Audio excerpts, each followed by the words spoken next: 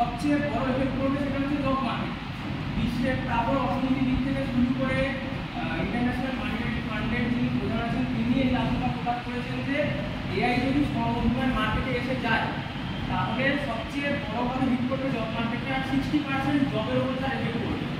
অনেকে বলতে পারে আরও বেশি জব দেবে, কিন্তু ইতিহাস ঘাটলে দেখা যাবে শিল্প বিপ্লবের পর যখন নতুন যন্ত্রপাতি মার্কেটে এসেছিল তখন কুটির শিল্প নষ্ট হয়ে গিয়েছিল, কিন্তু পরে হাজার চেষ্টা করেছে কুটির শিল্পকে পুনরুদ্ধার করা যায়। দ্বিতীয়ত হচ্ছে এআই কিন্তু একটা কম্পিউটার বেস প্রোগ্রামিং নাম হচ্ছে মাথায় রাখতে হবে, যেটা হ্যাক করা যেতে পারে। এবার এআই যে পরিমাণে ডাটা কালেক্ট করে, যে পরিমাণে পার্সোনাল ডাটা কালেক্ট করে, সিস্টেম হ্যাক হলে কিন্তু সেই ডাটা লিক হবে, সেক্ষেত্রে একটা প্রাইভেসি দিচ্ছি আর সিকিউরিটি কিন্তু থেকে যাচ্ছে। তৃতীয়ত হচ্ছে এআইটা যাচ্ছে কানে কানে, এইটা আমাদেরকে খেয়াল করতে হবে। পারমাণবিক শক্তিও কিন্তু এআইয়ের মধ্যেই একটা বিজ্ঞানের বড় অবদান, কিন্তু মানুষ কী করেছে নিউক্লিয়ার পাওয়ারকে নিয়ে মানুষেরই তৈরি করার জন্য নিউক্লিয়ার বোমা টোমা মারলে হিরোশিমা নাগাসাকিতে একটা করে ফেলে দিয়েছে, মানুষ মারা গেছে।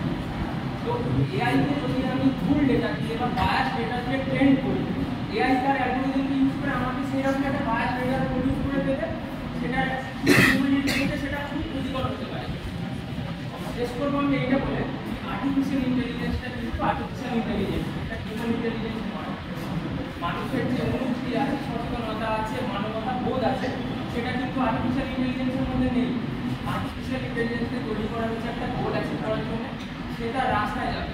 তার মধ্যে যদি কোনোভাবে হিউম্যানিটি এসে পড়ে, এআই উইল নট